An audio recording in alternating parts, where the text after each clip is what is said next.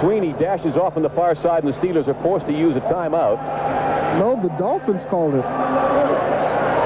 Was it Miami who called it? Miami called. I think they got scared when the Steelers lined up with 12 men on the field. I would, too. I saw the 30-second clock down to 7, and the Steelers had not sent their offenses yet, and I thought perhaps Malone had called it, but I beg your pardon. You're right. The Dolphins called the timeout.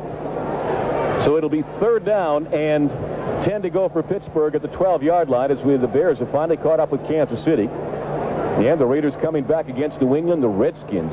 Well, don't count Buffalo Bills out yet. With Jumbo Jim Kelly. That's right. Indianapolis still on top of the Jets. Highlights of all of these games coming up at halftime. NFL Live with Bob Costas, Saints in a runaway over Atlanta. Steelers go to Kansas City next week, and Miami must go up to Riverfront Stadium and play the Cincinnati Bengals at Boomer Esiason, which will be no easy task. Trip receivers now, Stallworth, Sweeney, and Lockett. I was mentioning Louis Lips a minute ago, Michael. The fact that Lockett has a chance to play. Lips was harshly criticized by the Steelers' strength and conditioning coach this week, Walt Evans, for not being in shape coming off the strike. He has a hamstring injury. 3rd down. Malone pumps. Caught from behind. Gets away. To the 5. Dives. Touchdown, Steelers.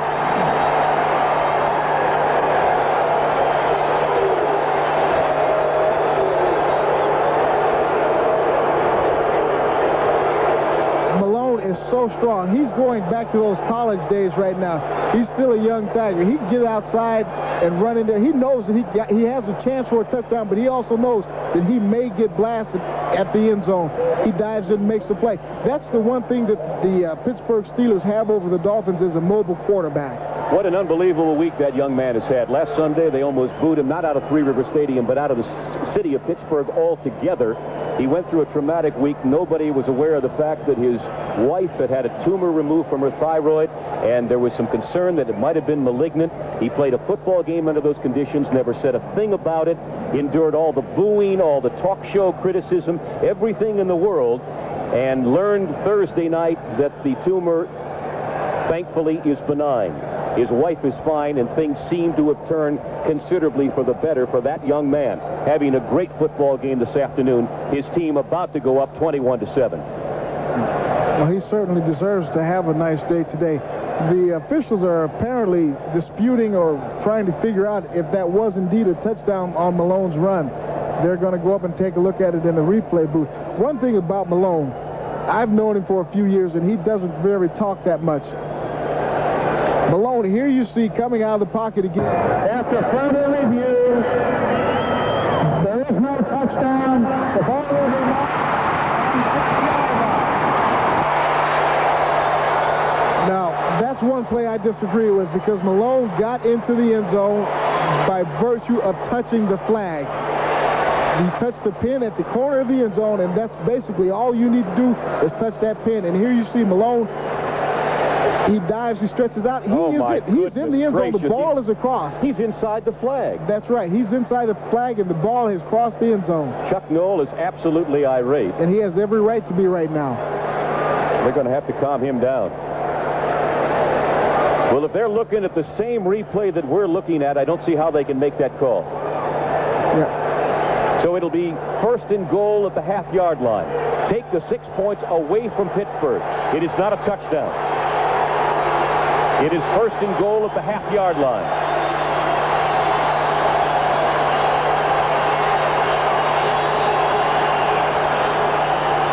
Frank Pollard with no trouble whatsoever. Pollard around the left side, the half-yard and the touchdown. And so all you need to do is make a statistical change. It still goes on the board as 6 for the Steelers. Well, the reason they disallowed that touchdown by Malone is his knees apparently had touched the ground before the ball had crossed the end zone. And if that's the case, we can agree with it, but there's no doubt about this one. Frank Pollard comes around, gets a nice block from Abercrombie, runs over Jackie Shipp into the touchdown. Gary Anderson's extra point out of Harry Newsom's hold is perfect. And so with 27 seconds to go in the half, the Pittsburgh Steelers have moved out to a 21-7 lead over the Miami Dolphins, and Frank Pollard accepting the congratulations There's a young man who needed it, too. He's had some injury problems. There was some concern during the offseason whether he'd ever play football again. But he has come back, worked hard during training camp, and has come back. And that is his first touchdown since December of 1985. And Fast Frankie Pollard's got to feel good today. You know, I think the Dolphins are being surprised by the Iron Curtain, like they say, is back. I think the Iron Curtain is indeed back. No, it's the Steel Curtain. The Iron Curtain's over in Europe somewhere. That's the wrong place. We can't go over that. That's too far away. You're right. The Steel Curtain is making a comeback, at least here today. They have stymied this Miami offense. The turnovers, the big plays on offense by the Steelers. The Miami Dolphins are going to have to come out in the second half fired up. You saw the scoring drive. Mark Malone's stats today. He has thrown a little more than perhaps normal. Malone likes to throw 18, 20 times a game. He has thrown 13 already here in the first half for 75 yards, having completed 7 of them, and the 1 touchdown pass of 10 yards to Charles Lockett. So the Steelers, surprisingly, on a windy day like this, with swirling wind conditions on the floor of Joe Robbie Stadium, you might suspect that they would come away from the passing game, but instead they've stepped it up just a little bit, and they have done it successfully, obviously. Anderson to Stratford and Schwades. To Bruce Hardy instead, one of the up men, and he gets to the 35-yard line. And the Dolphins, having used 2 of their timeouts, have but 1 remaining. Greg Carr made the tackle. They have but 1 left here as Marino leads the offense on the field. The only thing about playing Miami is the Dolphins are never out of it. They can be down 31-7 at the half, and with Marino, they're still very much in the football game. Well, with 21 seconds left in this half, I still would not be surprised if Miami gets into the end zone, or at least gets in position to kick a field goal. I would rather have Marino on my side at this point in the game than any other quarterback I can think of right now. He's going to get some more points on this side of halftime. He better hurry. And the screen overthrown, intended for Troy Stratford. He had Foster out in front of him. Steelers are claiming that it was a loose football, but obviously it was just an incompleted pass. Merriweather complaining about Roy Foster, who was trying to form that screen, and Danny got kind of a smirk on his face. He cannot be happy with the first half of this game. Well, he knows that there's always the second half of every game, and that's where games are won or lost, is what happens after halftime, if you can hang on to a lead or cut down the lead. Mind you, the Dolphins went into the clubhouse at halftime against Buffalo last week, leading 21-3, and they lost the ball game 34-31 in overtime, so you couldn't be any more right. 2nd down and 10. Marino trying to keep it on the line. Completes it to Duper at the 45 of Pittsburgh. 8 seconds to play, and the Dolphins stop the clock with their last timeout. Yes, the clock has stopped. 8 seconds to go. Everett had the coverage. Marino gets nice protection here. I think he wants to go deep, but I still think that he's not sure what that wind is going to do if he puts the ball up there, so he lays it out there on a string once again.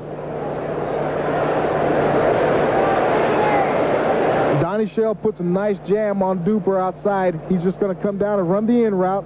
And the way Marino throws the ball, you better catch it or it's going through you. And he puts that one on the line. Dolphins out of timeouts. 8 seconds to move the ball into field goal range. I would think they have to move it at least 15 yards. Duper looks like he's a little bit uncomfortable, like he took a pretty good lick there. Well, I'm sure he did.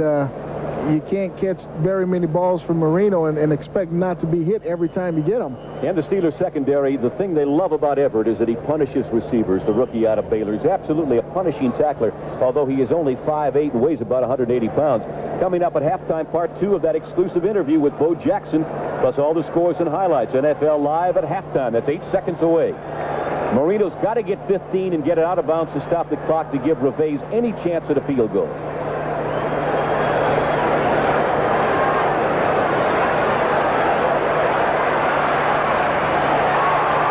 He completes it in the middle of the field, and the time will expire. They complete the pass to the 25-yard line. The time has expired here in the first half, much to the chagrin and unhappiness of the Miami partisans. They booed the Dolphins when they left the field last Sunday after the game. They booed the Dolphins and Don Shula as they leave here at halftime.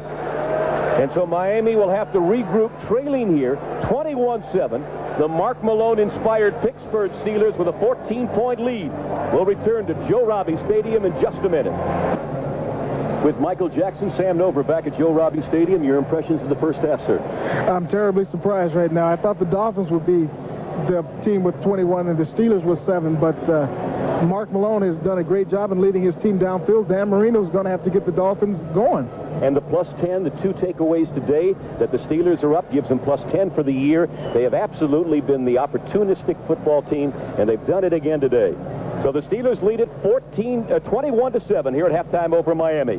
NFL Live halftime activities continue.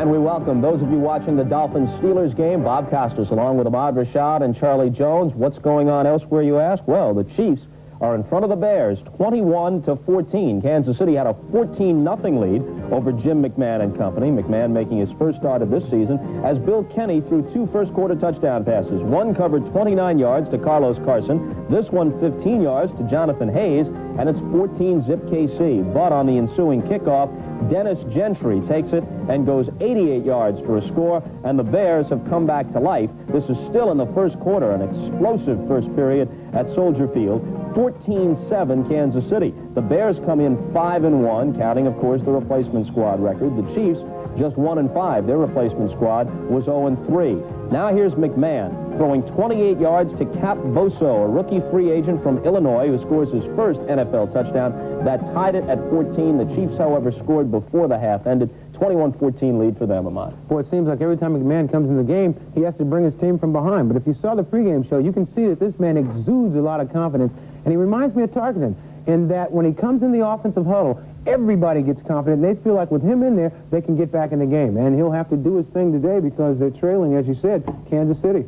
Halftime in Foxborough, and the Raiders are trailing New England 10-6. It's been a pretty good day, though, in his debut for Bo Jackson. There he is, waiting to get in. You'll see the second half of our interview with him coming up in a few minutes here at halftime. Tony Eason was hurt early, injured shoulder, replaced by Steve Grogan at quarterback. Watch this play. Grogan to Mosi Tatupu. He pulls up and finds Tony Collins all alone for the touchdown. At that point, it was 10-3 Patriots. Now here's Bo Jackson's first NFL carry. It's good for 12 yards on the handoff from Rusty Hilger. He toted it 5 times in the first half for 31 yards. A couple of Chris Barr field goals, all the offense for the Raiders. They trail at 10-6 at the half in Foxborough. The Steelers over the Dolphins in the game you're watching, 21-7. It seems like you can't say Mark Malone's name without the preface, the much maligned Mark Malone. But he's had a good first half.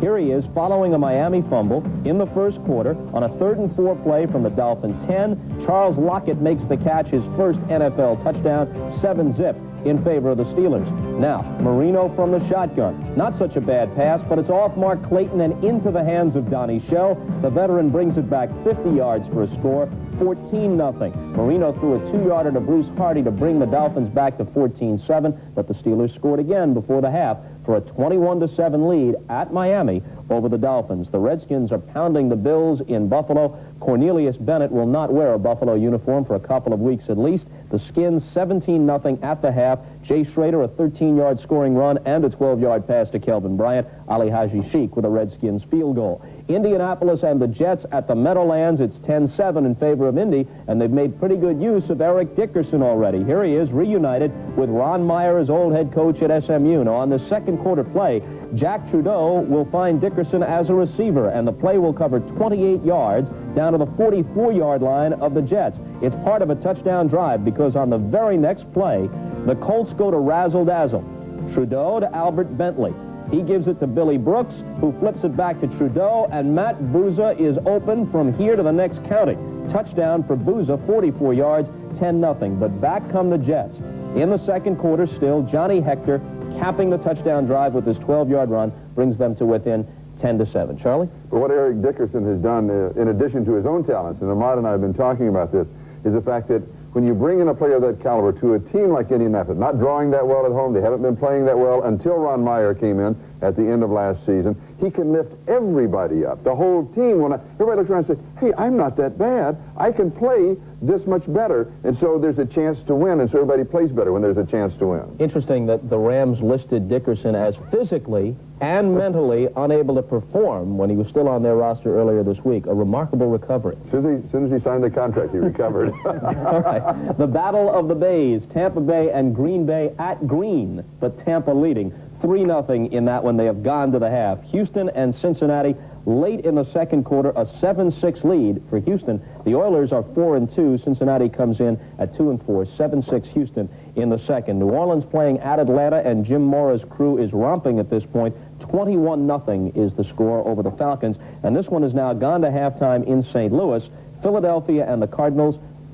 The Eagles lead at 7-6 in front of a very sparse crowd at Busch Stadium. As you may know, there's talk these days in St. Louis that this might be the last season for the Cards there, a possibility that Bill Bidwell will move the franchise, and folks haven't been turning out in the first place. Now the crowds, I imagine, will become even smaller in St. Louis. When we come back, the second half of our interview with Bo Jackson. That's after these messages from your local stations.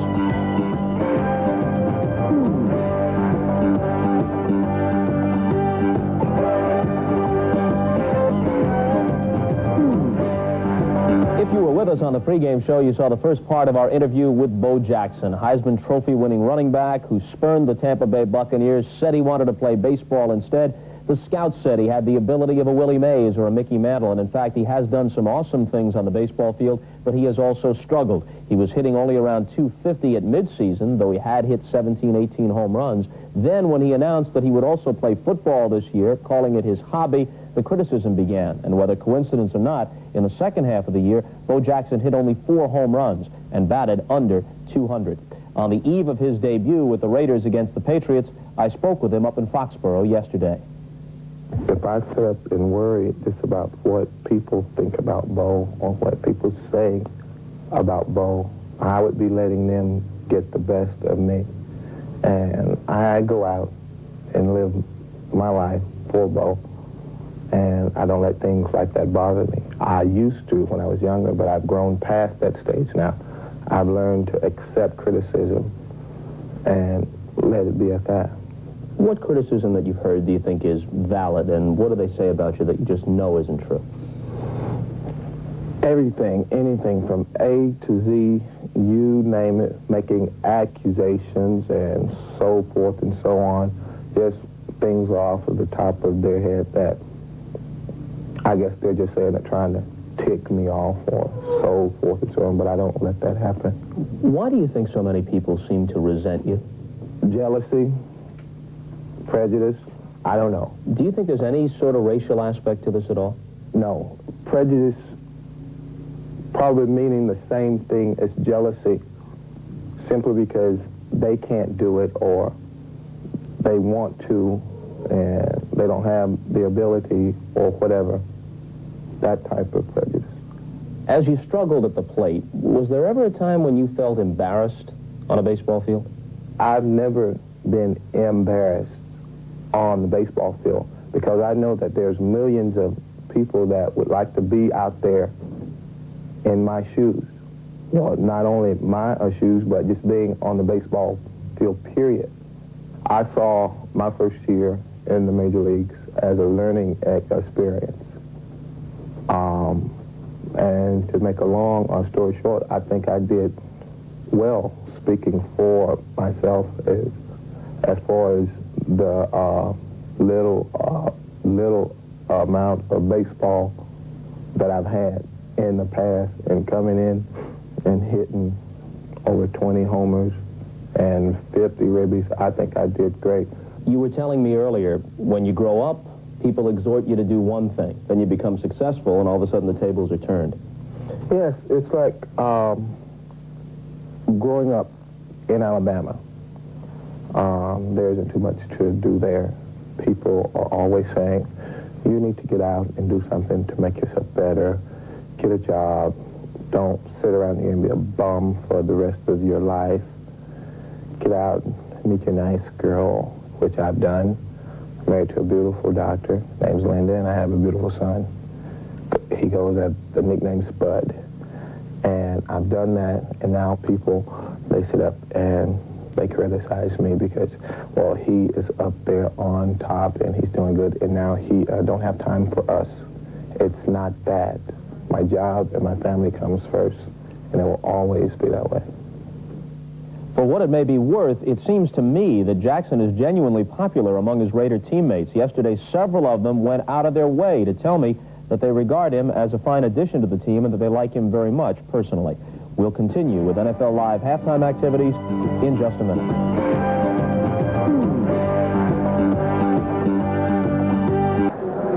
Welcome back to Joe Robbie Stadium. Along with Michael Jackson, I'm Sam Nover, and we are accustomed to Miami being a rather raucous place to play football. They usually move around here pretty good and make a lot of noise. They haven't had much opportunity to make noise. Only one touchdown, Dan Marino to Bruce Hardy for the Dolphins. The Steelers, on the other hand, taking advantage of the turnovers by the Dolphins. They've got 2 of them, and they have turned them into touchdowns, Michael.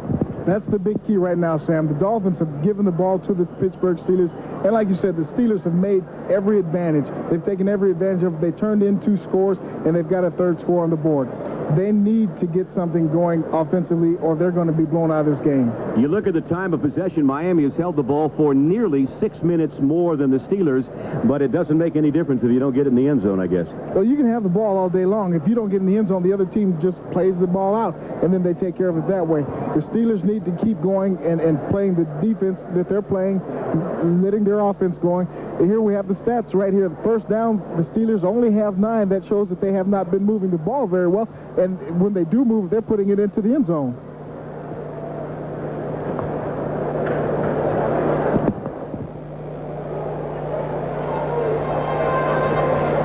So Gary Anderson set to kick off here in the second half. The Steelers leading by a score of 21-7. And this kickoff is sponsored by Budweiser, the king of beers. The Miami Dolphins needing the football and needing points, trailing by 14 in Anderson's kick.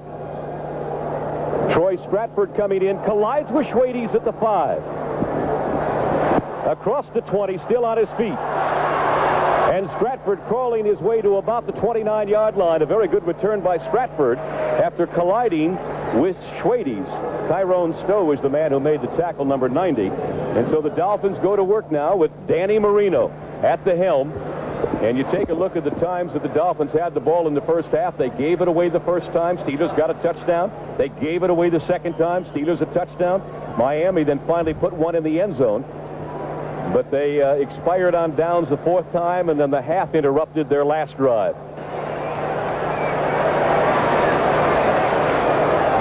Steelers will start the second half without Donnie Shell at strong safety. He suffered a bruised knee in the first half as Stratford gets through a small hole and moves his way out to the 35-yard line. Keith Gary is the man who tripped him up, a gain of about 5 on the play. It'll be 2nd down and 5. So the Steelers now suffering what could amount to a very sizable loss in the secondary, having to go with Chris Sheffield, number 41, at the strong safety position instead of Donnie Shell.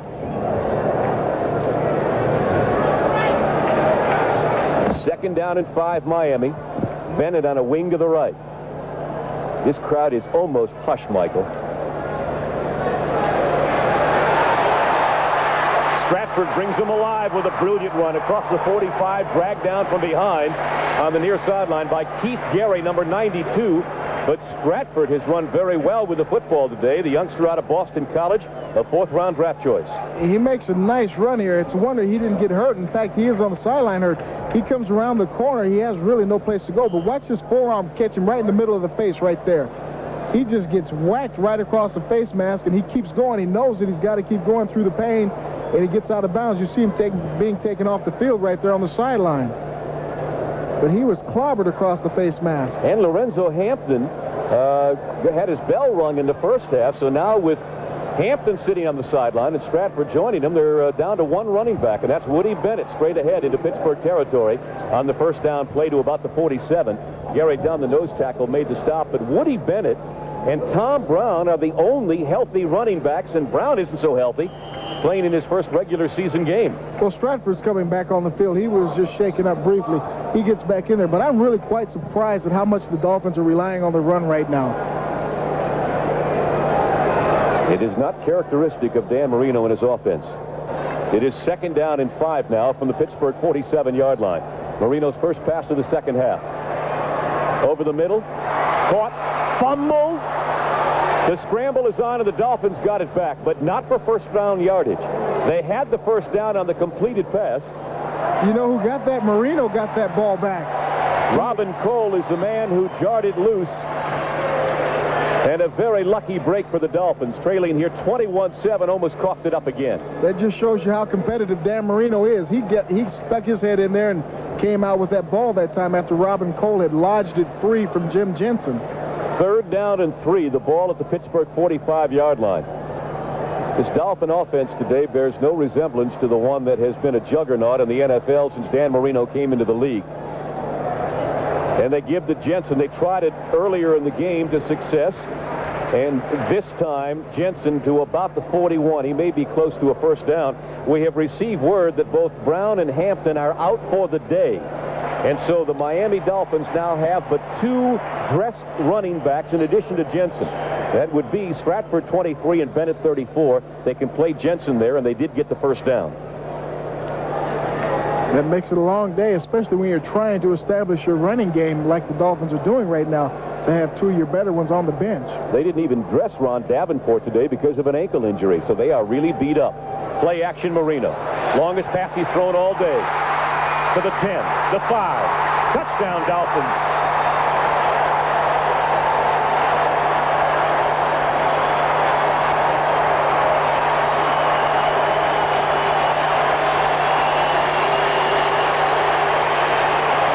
You kind of had to wonder what Danny was saving it for. He had not gone long all day long. And he finally gets Mark Clayton. Mark Clayton is going to run a post pattern, just a slow post, and comes over the middle. The ball's put right on target, makes a fantastic move there, and just his individual effort gets him in there. What set that up was Duper on the opposite side of the football field. He cleared out for Clayton, ran straight down the field. Clayton comes over the middle for the touchdown. And Reveiz will attempt the extra point. Don Strock to hold, the backup quarterback. The kick by Reveiz is up and perfect. 11:56 to go, 3rd quarter, and that is the Dolphin offense. Maybe I awakened a sleeping giant by mentioning this was not the Dolphin juggernaut, because that certainly was. We'll be back with the kickoff. Today's game is brought to you by Michelob. So exceptionally smooth, the night belongs to Michelob. By BMW, the ultimate driving machine. To arrange a thorough test drive, phone your nearest BMW dealer. And by RCA, the most trusted name in electronics. Michael Jackson, Sam Nover back at Joe Robbie Stadium. We mentioned earlier in the broadcast that with his first touchdown pass today, as you look at the weather conditions, and that wind is really playing havoc with the passers and the punters. 24 miles an hour. But as I mentioned earlier, Marino, with his first touchdown pass to Hardy, extended to 27 games his consecutive touchdown streak of passes. That is 3rd to Dave Craig and John Unitas. And this one is out of the field of play by Reveiz.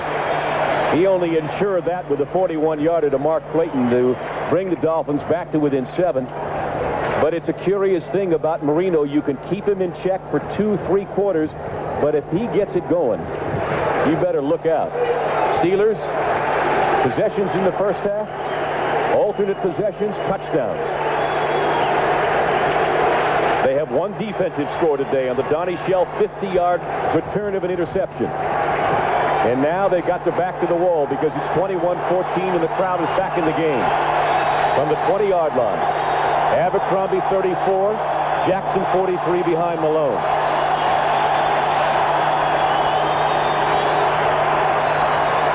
And he's got a receiver on the far side, but it's incomplete, intended for Stallworth. William Judson is the man who had the coverage, but you've got to admire the Steelers. They normally are a very predictable offense, but today they're throwing on first down more than I can remember seeing them in recent years.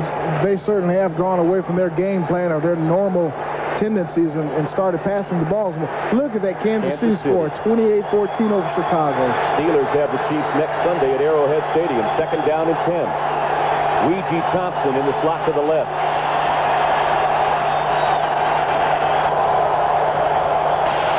On the delay, Abercrombie.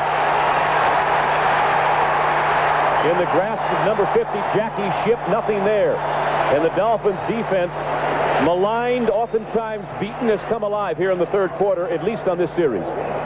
Jackie Shipp makes an outstanding play right there. He's just going to come up and read the delayed draw to Abercrombie. And the Pittsburgh the offensive line has the holes open.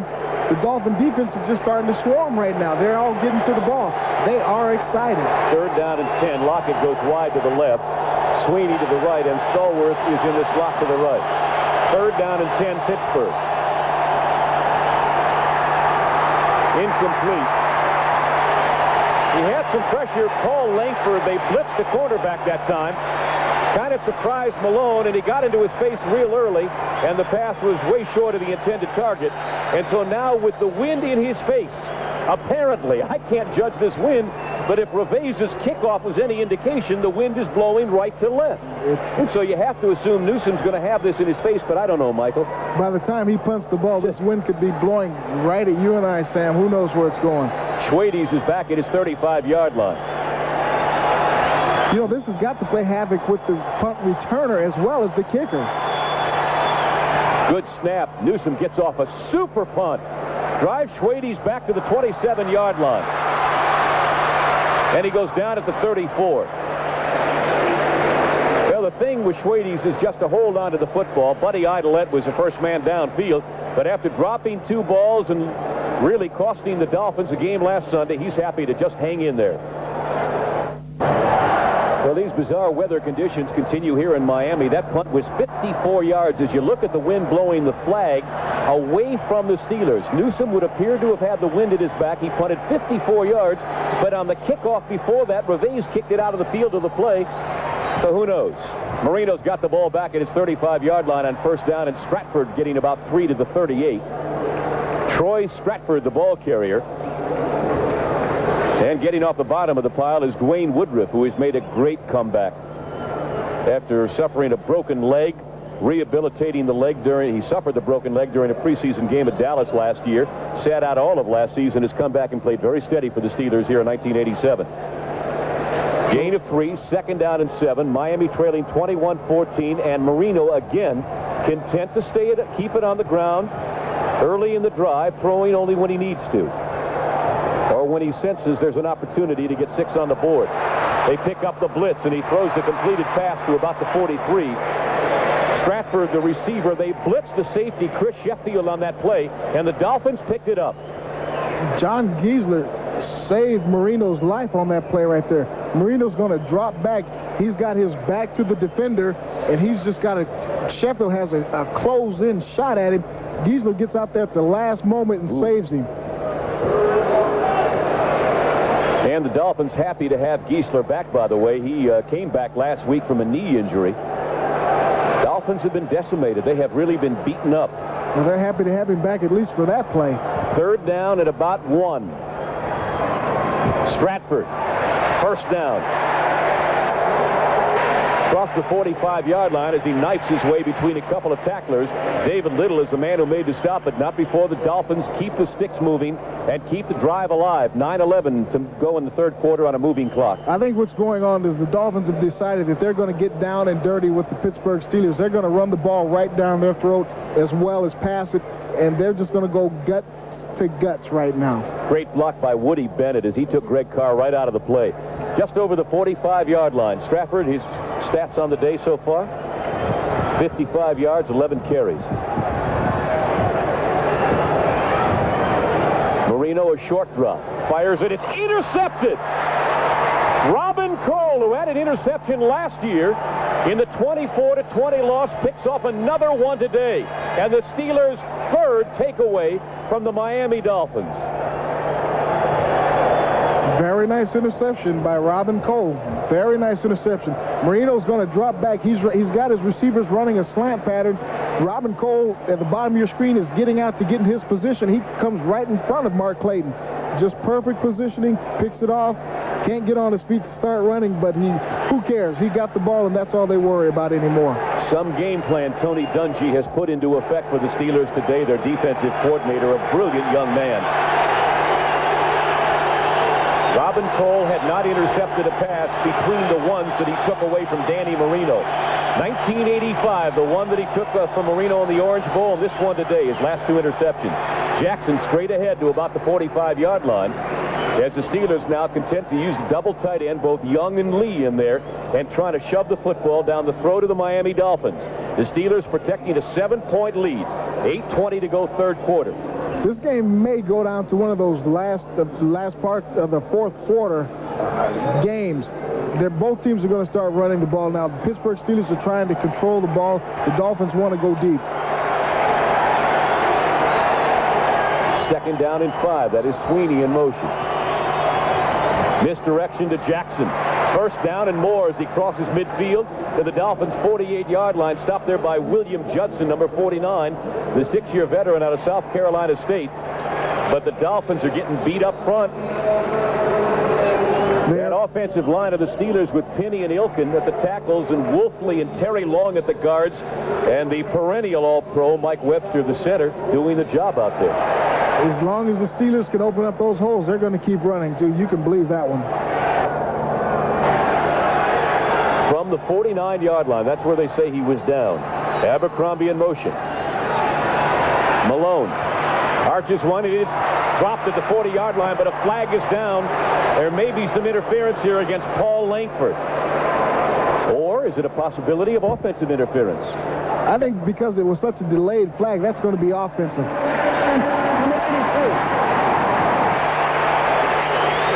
They got John Stallworth doing something, pushing off before the pass. Usually when the official throws a late flag in the defensive secondary, it's going to be against the offensive player. He's got to make sure. Number 82, offensive pass interference, still first down. And they did catch the 14-year veteran doing something dirty downfield. I can't believe he really does that. Stallworth? Never, huh? Not John.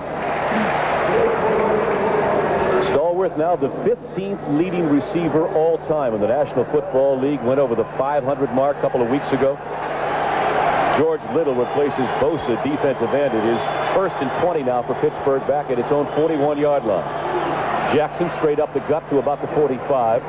Piled up there by the center of the defensive line, Brian Soche, the nose tackle, in his 5th year now out of northwestern Oklahoma State.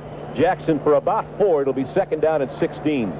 Offerdahl is playing an outstanding game defensively for the Dolphins. He's sitting in the middle of your screen. Number 56 takes on the blocker. Although he gets in late on the tackle, what he did was stack up that hole and make sure that everybody else could get there. Ernest Jackson only 26 yards on 9 carries today. In the first 3 Steeler victories of their 4, he rushed for over 100 yards all 3 times, but he is not near 100 today. Here's the screen. Jackson, it's wide open over there. And they clear it out down to the 30-yard line before he steps out of bounds. Oh, my goodness. What a great call as they cleared it out down the far sideline, and Ernest Jackson, setting up the screen, stepped out at about the Miami 32, and the Steelers get another first down. They've tried to run this 3 or 4 times today, and this time it works perfectly. This is the way you want it to work. They have an all-out blitz on. You see 3 offensive linemen out there and no defenders, and they're just going upfield taking people out. Ernest Jackson steps out of bounds. He could have picked up another 5 yards, but why? Ray Penny, Craig Wolfley out in front of him. 23 yards on the play. The Steelers set up shop now at the Miami 32-yard line. Steelers offense has been very impressive today. Jackson losing a couple of yards. Offerdahl again. Speaking of being impressive. That's right. Offerdahl, he's reading the trap plays very nice for the defense of the Dolphins. He is really charging in there, making the big plays, just like that one right there. And they really need someone like him to come to the forefront right now. Just can't block him today. No, he's out there all by himself. If he reads the block right, then he's got a clean shot at the running back, and he's making the good tackles, which is more important yet. Loss of 2 yards, second down and 12 now at the Miami 34-yard line with Weegee Thompson, the receiver on the left. Double tight end situation. Steelers have used it a lot today. Abercrombie. Maybe back to the original line of scrimmage. Budzinski is the man who made the stop this time. So it'll be third down at about 10 as we check scores again around the National Football League on the 10-minute ticker. Kansas City in a for real victory perhaps over the Bears. Redskins having a big day at Buffalo. The Raiders are struggling with New England. How about Tampa Bay? It's a pretty good football team on the come. And Cincinnati leading Houston in a defensive struggle at Riverfront. It is third down and 10. The Steelers now with 3 receivers.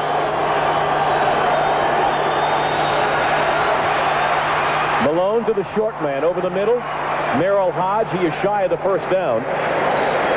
Getting about 6 yards on the play, and he is stopped at about the 27-yard line.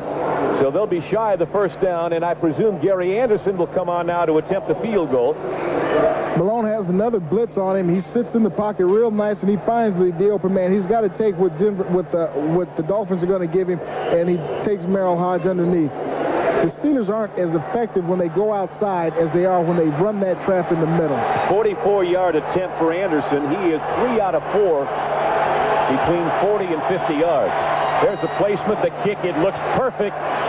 It is perfect. Gary Anderson, a 44-yard field goal right down the heart of the goalpost. And so the Steelers now back on top by 10 as they thwart a Miami drive and add 3 of their own. We'll be back. Sam Nover and Michael Jackson back in Miami. I wanted to say Dick Enberg and Merlin Olsen, but I just knew they'd know differently. Somehow they would. That wouldn't work with us. Steelers fighting a streak here. You know, they've never won in Miami other than Super Bowls. They can't win a regular season game in this town, but they lead at 24-14. They are 0 for 5 in the Orange Bowl other than Super Bowl, in which they beat Dallas twice. This could be the end of a jinx for the Steelers this year. Stratford coming back to the 27-yard line with that one. And Cornell Gowdy, another one of the replacement players who made this club on the special teams, made the stop. Steelers are 0-5 in Miami during the regular season, and right now that looks like they're going to be 1-5. My. Of course, Don Shula has had the better of that man, Chuck Noll, over the years. 7-3 lifetime is Shula's record against Chuck Noll. Well, they know each other well. Oh, boy. And cut out of the same mold. Great teachers, disciplinarians. First down. Marino with some play action throws it short of his intended receiver, Bruce Hart. He just kind of threw that one into the ground. Well, he threw that so that he would not be sacked. He got some pressure into his face right away, and he just wanted to get rid of the ball. Keith Willis, number 93, causing him some troubles. Marino now with 2nd down and 10, trying to regroup his offense. He's got plenty of time. 4:04 to go here in the 3rd quarter. The conditions certainly less than ideal. Both Michael and I talked to Danny down in the field before the game, asking him, you know, what's this going to do? And he said, how do I know? It's the only 2nd time I ever played in this building. I have no idea what this wind is doing. Well, he found out firsthand, didn't he? Throws a nice pass to Stratford up at the 33-yard line, and he's knocked back by David Little and also Mike Merriweather, number 57. But that will be shy of a first down. It'll be 3rd down and a long 3 now for Miami. David Little, who grew up here, is having a quiet game but consistent. You see him in the middle of your screen, number 50, just playing his own, falling back, reading Marino's eyes, and getting to Stratford before anyone else does. He makes a nice tackle. And the Steeler defense continues to keep Marino off balance. Again, they blitz their strong safety, Chris Sheffield, on that play. Well, Marino's seen things, pardon me, Michael, that he just hasn't seen in the films before. That's exactly true, and I don't think Shula knew what to expect either. Steelers look like they've given him a first down here. Gerald Williams, 2nd-year nose tackle out of Auburn, who alternates a lot with Gary Dunn at that nose tackle position, might be guilty of encroachment. It'll be a Dolphin first down, so they don't have to earn it. That's an easy way to get 5 yards if you're the Dolphins. You see, he's just a little bit too anxious. He wants to get in there. The Dolphins are in a passing situation now. Willis jumps off sides. He's going to get Marino and whomever else is in the way. That was Williams, and I guess if I were looking Dwight Stevenson eyeball to eyeball, I'd want to get a jump on him too. Oh, without a doubt. So Marino has the first down now across the 37-yard line. The Dolphins trailing 24-14. 7-point favorites coming into the game. They've never lost a regular season game to Pittsburgh in Miami. Stratford trying to get outside at the 40. He's got a first down, and he just took on the tackler, Deldon Hall, and they exchange elbows after the play. A couple of hard-nosed football players, both rookies. Deldon Hall out of Clemson, Troy Stratford out of Boston College, and there's some finger pointing. But they met each other head on. That's right. Now we're having some real football. We've got a new blocking hero on this play, Dan Marino. Watch Dan Marino after he hands this ball off. They got a blitz coming in there. Marino lays down, puts the block on, gives Stratford a chance to get outside, and here comes Roy Foster and everybody else at you in your house. But watch this hit right here. Stratford just lifts him up off the ground. We're back live. 50-yard line, 2 tight ends. First down, Miami. Nothing there for Woody Bennett. He is stopped right at the line of scrimmage. Gerald Williams, number 98. No gain. Second down and 10. Right about now, I think the Dolphins are a little bit frustrated. They're not scoring as freely and as often as they would like to, or as they have become accustomed to over the years that Marino has been here. They're just going to have to be patient, take what the Steelers are giving them. Sooner or later, they'll put it into the end zone. His 250th regular season victory is what he's looking for. He's got 265, including playoffs, Super Bowls, and things like that. But he's been sitting on 249 now for 2 weeks. And it looks like it's in jeopardy here in the 3rd straight week. Wide open. That's Duper. That's a Miami touchdown, I think. It is.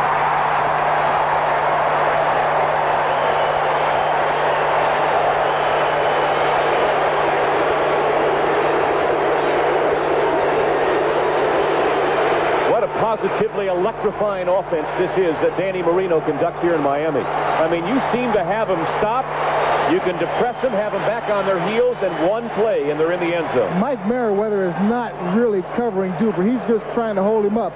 But there's nobody in the middle of the field. Merriweather forces him to the middle, and then nobody comes over to help. And consequently, they score an easy touchdown.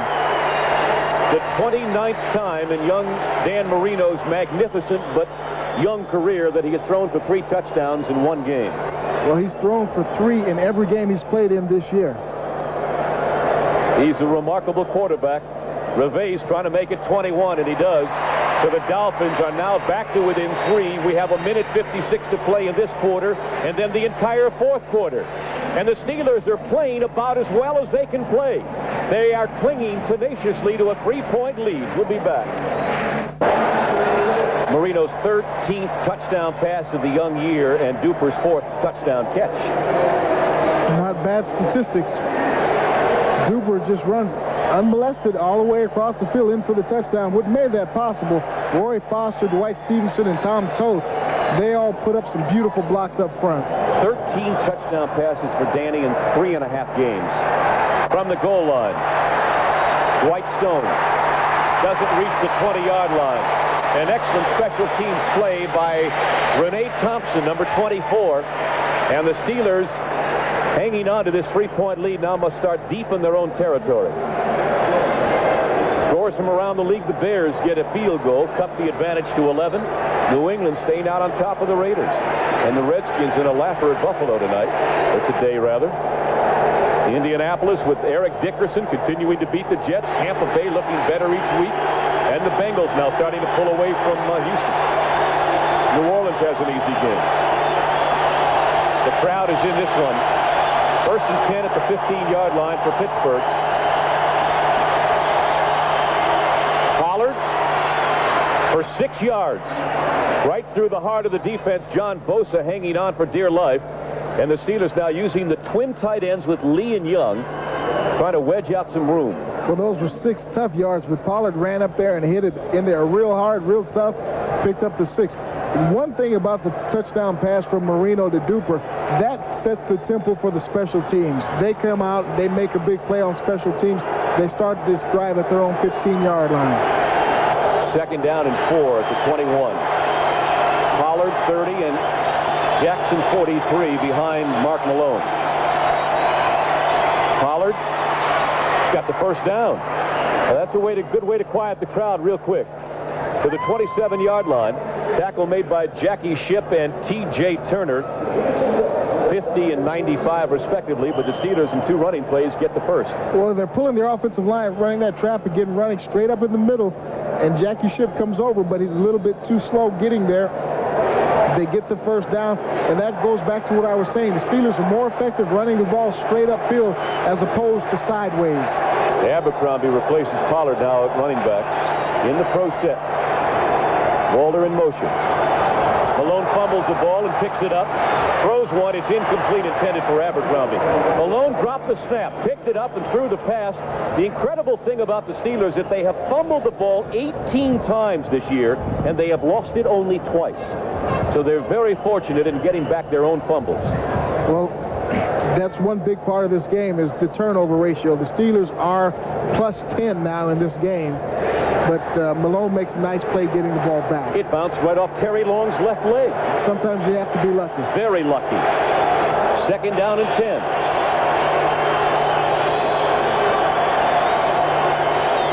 Play action pass. And the screen. They are not fooled this time. Jackie Schiff was sitting right there, just keen on Ernest Jackson, and the Steelers lose a couple of yards on the screen. Very well read. Very well read. They had him fooled on that one play that broke for 23 yards, but Jackie Schiff, like you said, was there that time, read the play, stayed with everybody, and made the play for no gain. So the Steelers now will have some time to talk about a 3rd down and 14 situation. We have an excellent football game at the end of 3, 24-21 Pittsburgh. And a reminder, NBC's doubleheader football next Sunday, beginning with NFL Live at 12:30. Those are our 1 o'clock games. The Raiders go to Minnesota. Steelers will move on to Kansas City. Chiefs beating the Bears today. And then at 4 o'clock, second half of the doubleheader, these Dolphins at Cincinnati, and the Oilers will be at San Francisco. 3rd down and 14 as we begin play here in the 4th quarter. 6 defensive backs by the Dolphins. Malone throwing underneath the coverage, incomplete, intended on the far side for Merrill Hodge. The rookie out of Idaho State. Malone just simply could not get him the football. And so Newsome will have to punt to Scott Schwades now as we begin play in the 4th quarter with the Steelers holding on to that 3-point lead at 24-21. Well, we're coming down to shootout time right now, and whoever wants it, boys, is going to go and get it. So, and it's still very difficult to determine who has the wind advantage. I don't think there is an advantage in the wind right now. I think whoever runs the ball the best for this final 14 minutes, whoever controls the ball, basically whoever comes up with the ball last is going to win this game, Sam. Newsom's last punt, 51 yards. This time the rush is on, and they tip the ball. They deflected the ball. It takes a Pittsburgh bounce across the 40 to about the 45, maybe 46-yard line. Somebody got a hand on that football. Langford and McNeil were both there in Newsom's face. But the Dolphins end up with excellent field position. The snap pulls the punter over just a little bit to his right, disrupting his time. I think Langford may have gotten that, or McNeil may have also. Somebody was inside both of them. Was that? Who is that? I don't know who that is. 54. And that would be Larry Kolick, a backup linebacker, second-year man out of Ohio State. He may have gotten a hand on that. In fact, I believe he would be the one, yes. You'd want to give it to him. He's a linebacker. Yeah, absolutely. Linebackers do everything, They do everything. They do it all better, too. So Miami set up at the 46-yard line of the Steelers now, looking for a go-ahead score. Marino wasting no time. 1st down.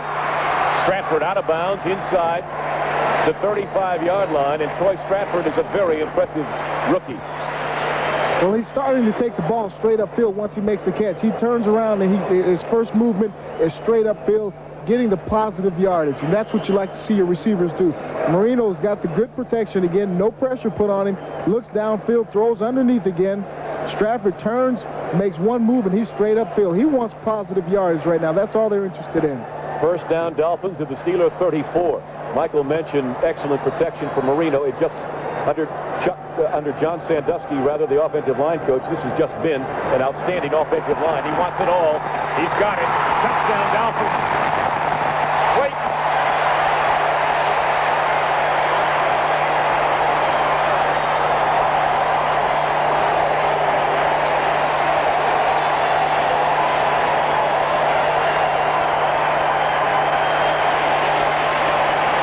The 10th time in Danny Marino's career that he scored, thrown for 4 touchdowns in one game. Mark Clayton's 2nd touchdown catch of the day. And the first Miami lead of the afternoon. Marino's getting pressure from the outside by Chris Sheffield. He's throwing the ball, and Dwayne Woodruff hasn't even seen the ball coming. He never had his shot on. He never had a chance on Clayton that time. Reve's trying to make it 28, and he does. And the brilliance of that play by Marino, Michael, is that he picked up the safety blitz by Sheffield. He picked it up all by himself. Sheffield was not blocked. He ran in there untouched, and he lobbed the ball up there. Clayton makes a catch for the touchdown. We'll be right back.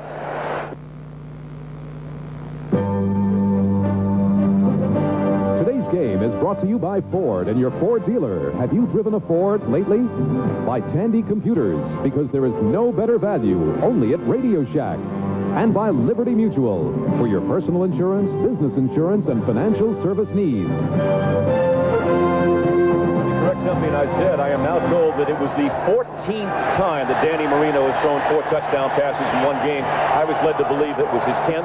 What difference does it make? He is just one exceptional quarterback. Seems to be no doubt that that young man is the premier quarterback in the National Football League and will be, barring injury, for some time to come. Well, the wind is still playing havoc down there. Blows the tee and the ball over again. Half the Miami team is downfield, ready for the kickoff. You know, Marino is there you see Clayton celebrating his second touchdown reception of the day. But Marino is one outstanding athlete. He started out so terribly today. Throwing the ball, his first pass, I believe, was picked off and run back for a touchdown. And he's now thrown basically 5 touchdown passes today, but 4 to his team. Just one outstanding quarterback. They've started the wave here at the Joe Robbie Stadium, which is a very impressive facility. Needless to say, Stone fumbling the ball, and he's going to come out with it. Actually, he muffed the ball, and he could have stayed right there, and he gets back to the 18-yard line. He could have stayed right there on the muff of the kickoff and gotten the 20-yard line. He elected to come out with it. Young Dwight Stone is a rookie for the Pittsburgh Steelers and a free agent out of Middle Tennessee State. As it turns out, it didn't turn out that bad that he came out of the end zone. He only lost maybe a yard, but he almost got outside of everybody right here. I think if he had tried harder to get outside, he may have made a big play out of that turn. Steelers like him a lot, Michael. He's got 4.4 speed, and he has gotten better each week. And he played considerably more from scrimmage last week than he had previous to that.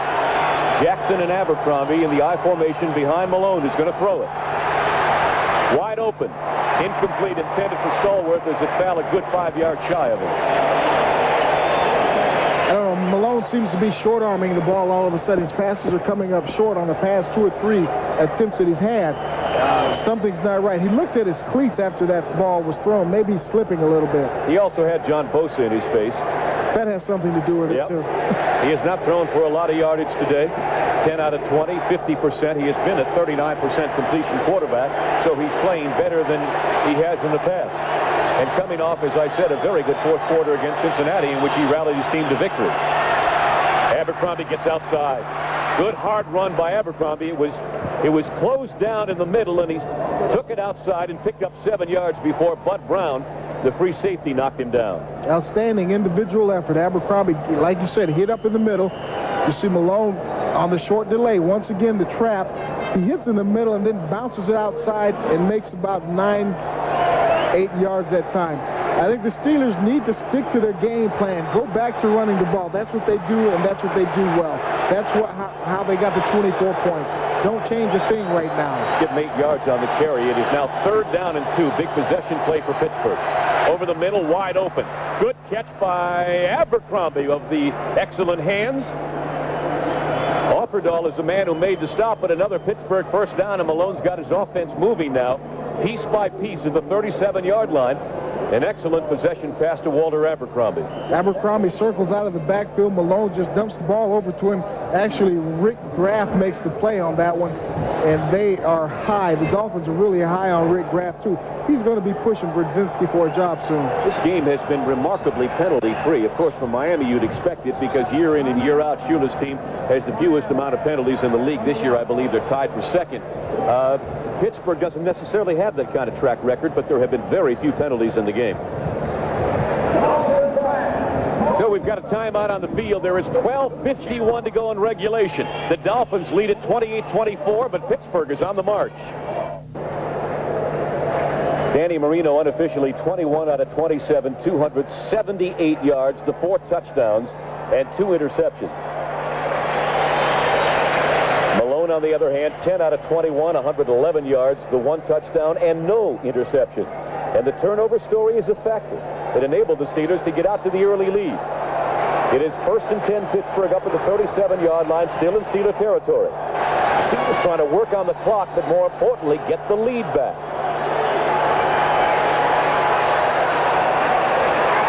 Intercepted and dropped. Jackson and Stallworth had simultaneous possession for a brief moment, and then the ball fell to the ground. Well, you can give John Stallworth a lot of credit on that. He got his hands back in there and made sure that Judson didn't hang on to that one. Malone's going to drop back here. He gets fair protection. They're running games on the inside on him, but he gets the ball out there, and it just hangs just a little bit. And that might, again, be because of the wind. Judson makes a nice break on the ball. He gets his hand in there, but Stallworth stays in there and fights it out of there. Mind you, this Miami defense is next to last in the entire National Football League against the pass. Malone's going to throw it again on 2nd and 10. Intercepted. Bud Brown, I believe, at the 38-yard line of Miami. No, make it Blackwood.